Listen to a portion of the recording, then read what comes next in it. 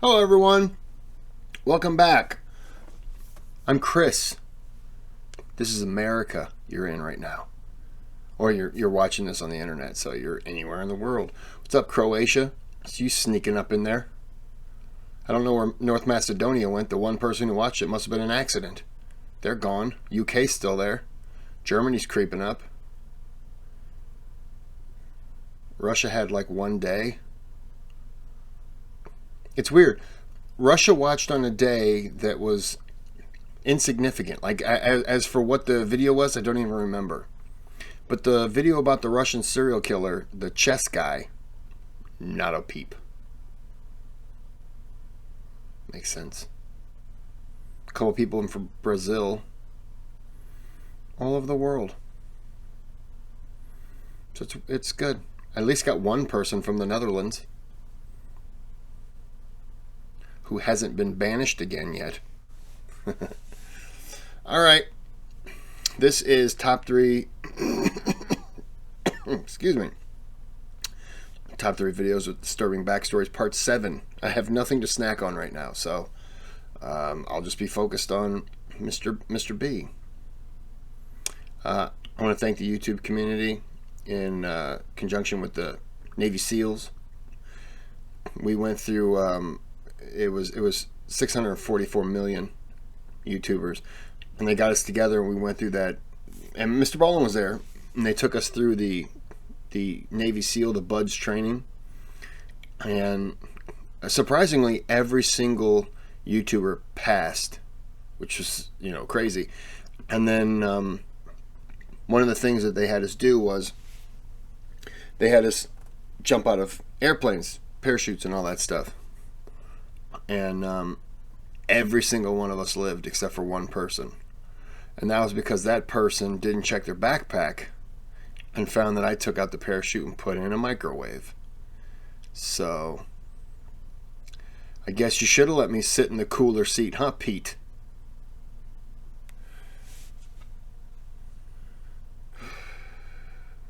It's okay, Kris, he's dead.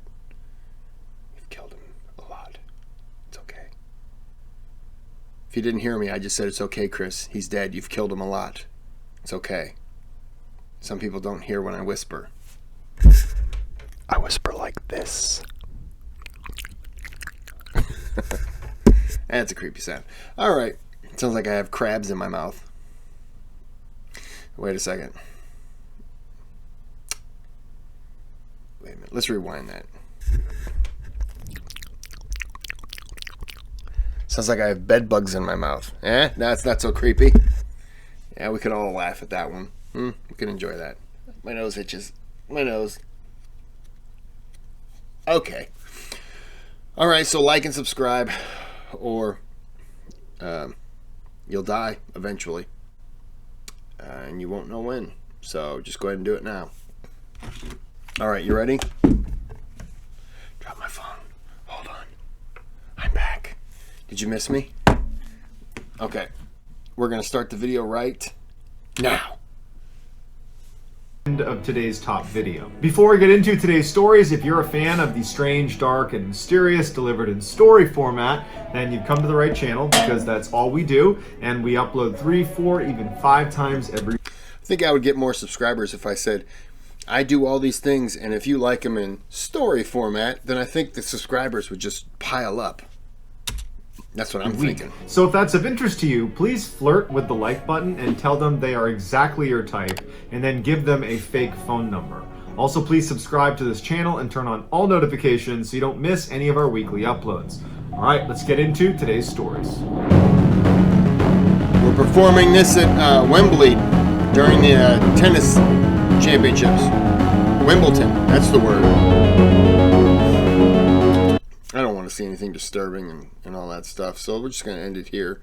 Have a good day. Have a good night.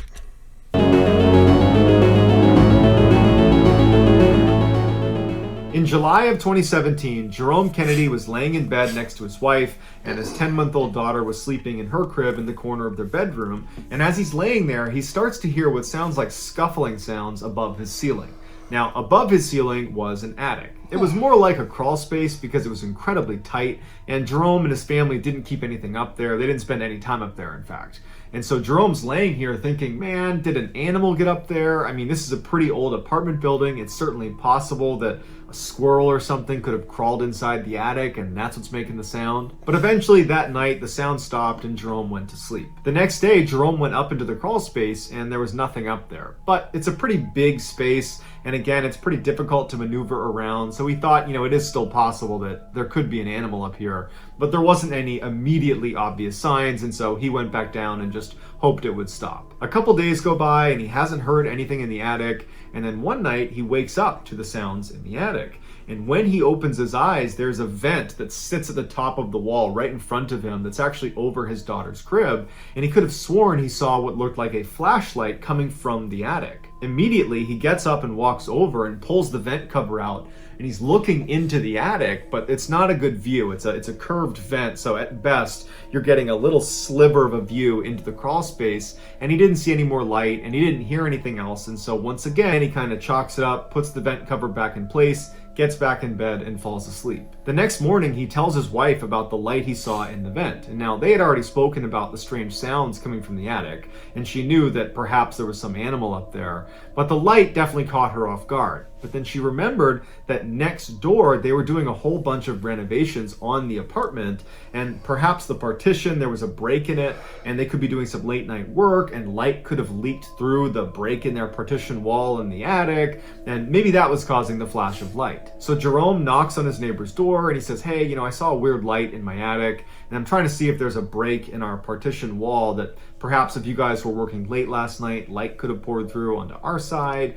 Is that a possibility? And his neighbor said, we were not working late last night, and I've actually been up into our attic, and I've checked that partition wall because we're doing renovations, and I need to make sure this apartment is in good working order because I'm looking to sell it, and that partition wall is solid, so I don't think there's a break in it. Jerome and his wife are totally stumped, and so they decide, let's just put a security camera up in the attic and let's see what's moving around up there. Let's see what's causing the light and these sounds. So that day, Jerome goes out, he gets a little security camera, he comes home, he installs it in his attic, and then he, his wife, and his daughter go to bed. That night, Jerome doesn't wake up to any sounds in the ceiling, he doesn't see any lights, and so when he goes to check the footage the next morning, he's not expecting to see anything, but he is shocked at what he discovers. In the middle of the night, after Jerome, his wife, and his young daughter have already fallen asleep, you see on camera as the partition that separates Jerome's attic from his neighbor's attic slides open, and in crawls who else but Jerome's neighbor, Robert Havrilla, the same guy he was speaking to the day earlier about, hey, have you heard anything in the attic? Well, I've heard about this one. turned out it was his neighbor. So he comes in, he's carrying a drill and a plank of wood, and he crawls very quietly over Jerome's side of the apartment, and then he pulls aside some insulation that clearly he had already detached before because it slid out of the way very easily. He lays the plank down over some beams, and he gets himself positioned over it, and then he uses his drill to drill a hole right into Jerome's ceiling, and it would happen to be directly above his daughter's crib. He'd put the drill back, and then he'd lay there on the plank of wood and stare through the hole at Jerome's daughter for 30 minutes without flinching. After he was satisfied, he got up, pulled the plank out of the way, he slid the insulation back in place, he grabbed his grill and the plank of wood, and he crawled his way back into his side and shut the false door. Jerome calls police, who come over and they look at the footage and they immediately arrest his neighbor. But then when they go up into the attic to look for themselves, they find there's all these different drill holes that have been carefully covered over because their neighbor had been doing this for some time and had developed a sort of awful routine where he would come in and spy on the family, specifically their infant daughter. Jerome's neighbor was found guilty of criminal trespassing and was given 5 years of probation and had to pay Jerome's family $2,245. Here is the very creepy security footage of Jerome's neighbor. I just want to say this. This guy got 5 years probation. The last video I did was a Mrballen disturbing pictures with backstories, and it was the one with the guy waking up bleeding out of his ear, and he found out he was shot by his wife. She did a year and then got out on a plea bargain. You're telling me this guy drills a hole into a floor and looks at a girl He gets 4 more years than a woman who shot her husband through the ear trying to kill him in his sleep. Sorry, it doesn't seem a little fair. I'm not saying this guy doesn't deserve 5 years for what he was doing, but she deserved a lot more than that. Yeah, I've seen this video before. It doesn't get rid of the creepiness.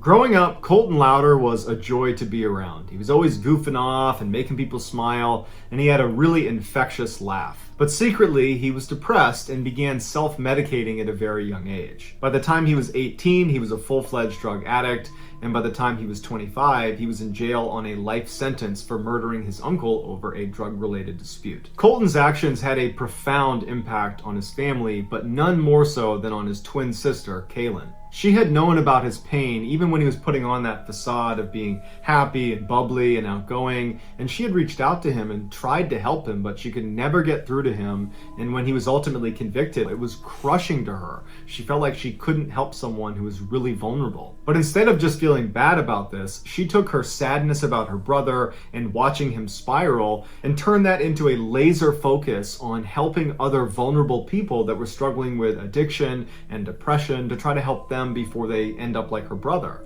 And eventually she would get her degree in social work from Utah State. But despite Kaylin's best intentions to want to help as many people as she could, she found it very difficult to find work in her field, and it wasn't uncommon for her to have fairly long stretches of unemployment. And it was during one of those long stretches in 2014 that Kaylin's life rapidly fell apart, and it left everybody who knew her thinking, what just happened? On September 26, 2014, a little after 9 p.m., Kaylin calls 911. She reported that there was this huge, brutal fight taking place in her condo's clubhouse. Basically, it was like a restaurant where you could rent it out in the first floor of this condo complex. And she said it was getting out of hand and police needed to come over here and stop it before someone got hurt. The police asked her if weapons were involved. Were people using weapons in this fight? And Kaylin says yes. Guns. But when police rush to the scene, bracing for the worst, they discover that it's just a docile wedding reception happening inside of this clubhouse,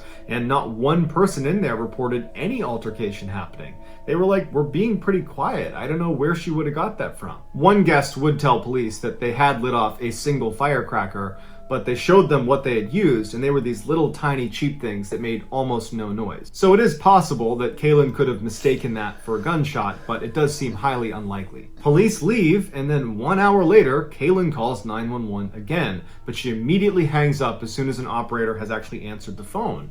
And the operator calls the number back, and Kaylin picks the phone up, but she's not really speaking. She's mumbling, she sounds confused, and the operator said, hey, you tried to call 911 a minute ago. Is everything okay? Can you tell me where you are? And Kaylin would have a really hard time giving her address to the police. It was like she couldn't remember her address. And she's mumbling, and at some point she says, my roommate thinks I'm delusional and paranoid, but I'm not. Kaylin eventually kind of calmed down and said she was sorry for calling 911, and the operator said okay, and they hung up, and that was the end of the call. The next morning, Kaylin calls 911 for a third time in 24 hours. This time, she's frantic. While she's on the phone with the operator, she's periodically screaming at these two people that are apparently robbing her apartment to get the F out of here, get out of my apartment, you can't be here. And the operator is trying to get more information out of Kaylin, but Kaylin is very distressed. She can barely communicate with the operator. She's half crying, and the operator tells her, can you leave? Can you go somewhere safe? And Kaylin says, no, there's only one way out. This is a small apartment. I can't go past them. And the operator tells them that police are on their way. Just stay in your bedroom. Don't go anywhere. And so while Kaylin is huddled in her bedroom and the dispatcher is still on the line listening, you hear Kaylin's roommate, Carol, walk into her bedroom and very calmly say, Kaylin, what's going on? And Kaylin's like, Carol, get over here. You gotta lock the door. Get in here. There's two people in here. They're robbing us. They're out there. They're in the other room. And Carol's like, no, there's no one here. The front door's locked. Kaylin suddenly sounds really confused, and she says, well, I can't explain that, but they must have been in here because I heard them. They must have had a key, and that's how they got in, and that's how they got out. And right at that moment, the responding officers show up, and there was no sign of a break-in, Nothing had been taken. It really looked like nothing had happened unless someone really did have a key. At this point, Kaylin was very embarrassed. She apologized to the officers. She apologized to her roommate, and she ended up calling her mom and saying, I'm mortified. I can't believe I just called 911 3 different times and nothing came of any of these calls. Like, I feel so embarrassed about it. And her mom, being a good mom, told her, you know what, don't worry about it. No one got hurt in the process, so it's all good. And so Kaylin moves past it, and on the call with her mom, she starts talking about what she's going to do that day. She says, well, I'm looking to update my resume and submit it to a couple different job openings, and I also want to clean up my apartment. And so they hang up the phone and everything seems normal again. But at about 5:45 p.m. that night, Kaylin, along with her beloved little dog named Phyllis that apparently she took everywhere with her, were seen exiting the condo and walking out to the parking lot behind their building. Kaylin was barefoot, was only wearing a tank top and shorts, despite the fact that it was cold and raining. And as soon as she puts her dog down, because she was holding her dog in her arm, Kaylin begins having this totally animated discussion, except there's no one there for her to be talking to. About 15 minutes later, she and her dog turn around and walk back towards the condo complex out of view of a camera, but residents would say they saw her crying and going up to a gate that lets you back into the condo, and she apparently couldn't open it, and as she's standing there struggling, she suddenly stops, puts her dog down, turns, and starts running away.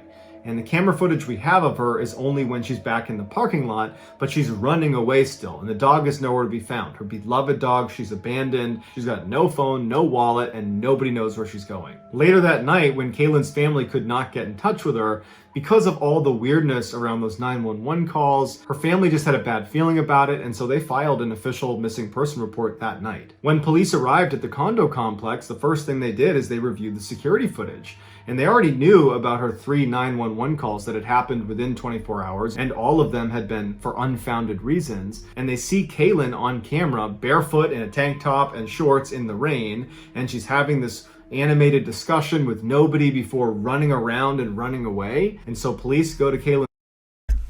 I've seen this part. I've seen, yeah. This part looks familiar. I didn't realize she was having that much of a I'm gonna say disturbing breakdown. But yeah, I've seen the video of her running away. And I don't remember what the context was as to why it was happening. It was just like, what did I hear? Woman lost or something like that, and it just showed this picture of her walking around. I had no idea what it meant. But yeah, this is okay. This makes sense. She has to have a mental illness. She's seeing people breaking into the house and then calling on cops and hearing gunshots. She has to stop taking something. Family, and they say, does your daughter have a drug problem? Is she mentally ill? And her family tells the police, no, she's got no history of mental illness. She definitely does not have a drug addiction because of what happened to her brother. And they explain what happened with Colton and how that had a tremendous impact on her, and how that had actually sent her on a course to help people with mental illness or people who are fighting against addiction or depression. And they explained how she was just really well adjusted and everything seemed okay until these 911 calls started, and now this. So this huge search is launched between the police and volunteers, and actually the Louder family even hired some private investigators to help them look for Kaylin. But days turned into weeks and there was no leads. No one knew where she was. She had just vanished. Then on December 1st, 10 weeks after she went missing, city workers were inspecting drainage pipes down near the Jordan River, which was a river that went by her apartment, and they discovered behind some plants a body that was half submerged, and it would turn out to be Kaylin's. They pull her out of the water and no cause of death could be accurately determined because of how long she had been in the water for. It looked like she had been in there for probably all of the 10 weeks she had been missing. They were able to determine that there were no drugs in her system and there was no water in her lungs, which meant she didn't drown. Her body was found 5 miles from where her apartment was, and so initial speculation was she must have gotten hurt and fallen into this river and drifted the 5 miles downstream to where she was found. But they looked at that section of the river between her apartment and where she was found, and the water was simply too shallow and windy, and it would not have been possible for a human body to travel that distance, which means almost immediately after she ran off screen on the security footage, she covered those 5 miles, wound up at that section of the Jordan River, died, and then fell in the water, or fell in the water and then died, but not via drowning. The police officially ruled Kaylin's death an accident, but her family disagrees. They say if you look really closely at the security footage right before she runs away, it looks like she's terrified. More specifically, it looks like she's terrified of someone we can't see on camera. When she's having that animated discussion where it looks like she's talking to no one, further feeding the idea that she had kind of lost it. Well, there's this huge rock to the right in the video that kind of obscures our view, and behind that is this huge forest. And it is theoretically possible that someone could be back there that we can't see. But no matter what, her family believes that whatever she was doing in her final moments on camera is the key to understanding why she ran off and ultimately died. So you be the judge. Was this a psychotic break, or is there something more? Yeah, this is the part that I've seen. Is that a giant rock?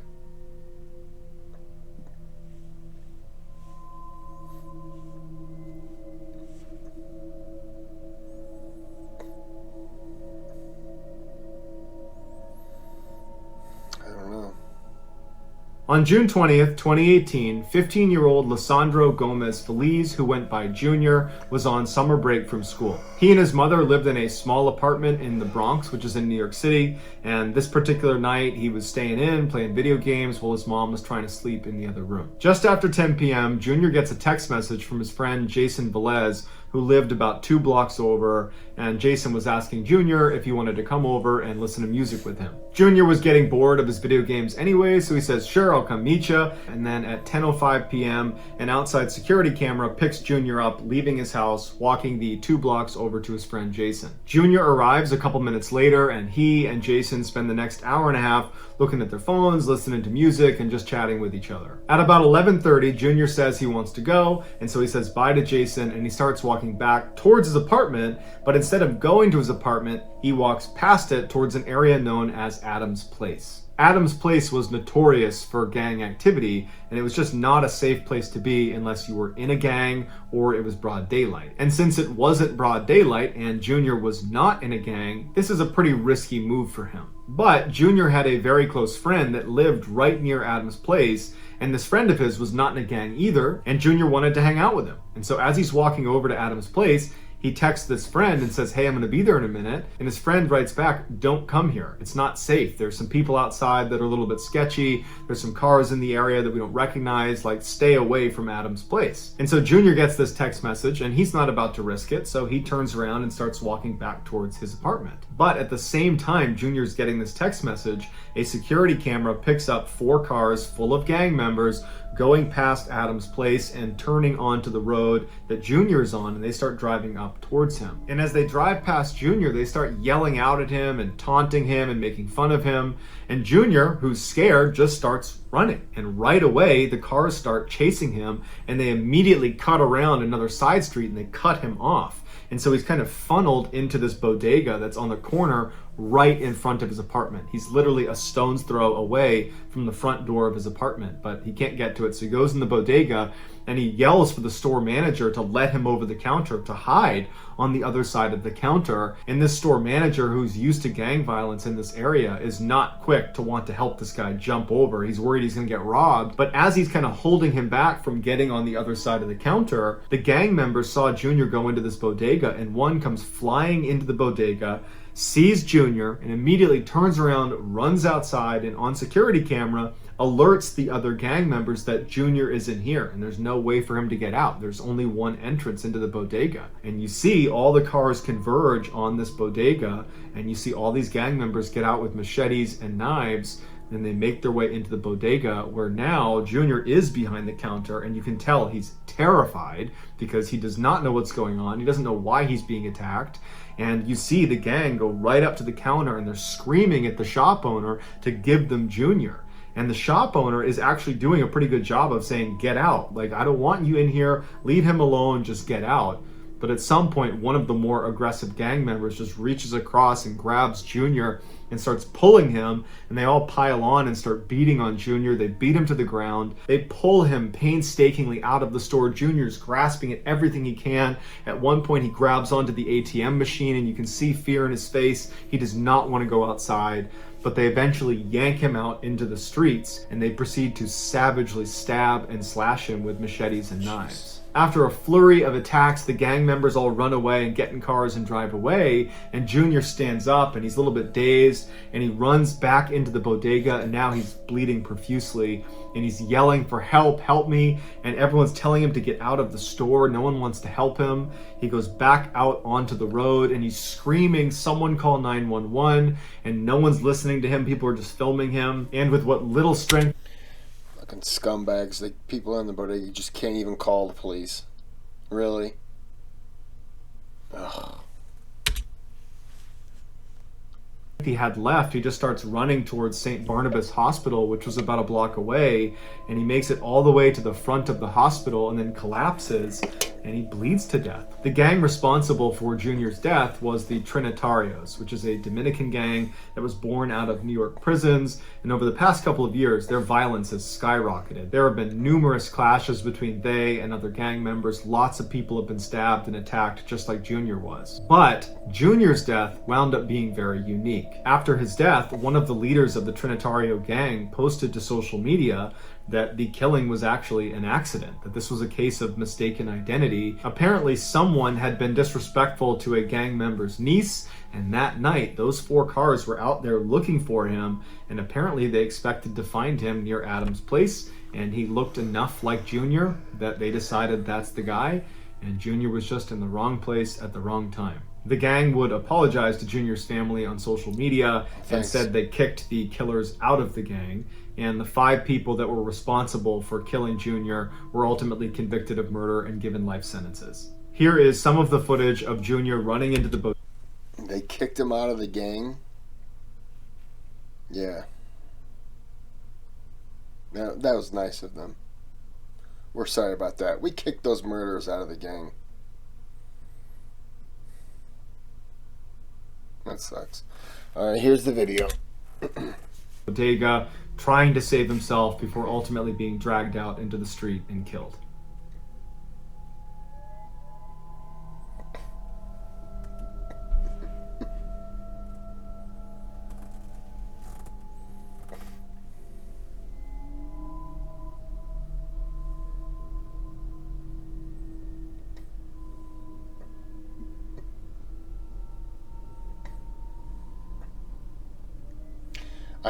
I hate the people who stand around and do nothing. So that's going to do it, guys. Let me know what you thought of these 3 stories, and I will pin the best comment at the top of the comment section. If you enjoyed today's stories and you haven't done this...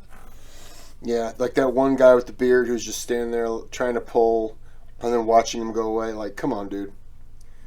Where are your balls at?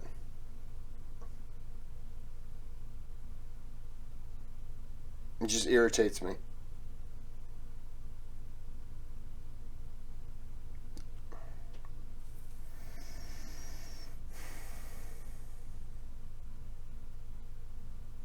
And then when he comes back in there because he's been stabbed, they don't want him in there. You could have called the cops when he was pulled out of the building. No, we're just going to go about selling our Coca-Colas. I hate those people. I hate those people more than I hate the gangs that did the murder. Worthless cocksuckers. I understand. Well, you don't know. You could be retaliated on. Yeah, sure. Call the cops. All you got to do is get on the phone, call the cops, and then just get in their way. And be like, no, you can't have him because he didn't do anything. Can't have him. We'll sort this out. Cops are on the way. We'll sort it out with the cops. You can tell the cops why you need to kill this kid. I'm going to end it here, and I'm just going to be angry for a while. He runs back in there. He's been stabbed. Get out of here, you pussies. Hope they woke up and their dicks had cancer. What are those pieces of shit? Oh. I hope one of them slips and falls and a knife goes right in the anus. I don't know why a knife would be on the floor, but if it was, I hope it's just sitting straight up. And he just gives a whoopsie-daisy. And then he goes to the hospital, and the hospital is like closing the door, like, get out of here. We don't help you. We don't know what happened. Oh, that'd be great. Guy bleeds to death with a knife in his rectum. I'm just getting more angry. I'm going to end this here because if I don't, I'm going to wish these people more death. Hope the guy's mowing his lawn and there's an accident and the lawnmower explodes and beheads him. I don't know how. It'd be great if it did. I'm just wishing death on these people. Okay. Like and subscribe to the channel. If wishing ill will on people is what you want. Kind of all the people who have subscribed kind of makes me think that something's not right with you. But, it's fine. All right, well, have a good day. Have a good night.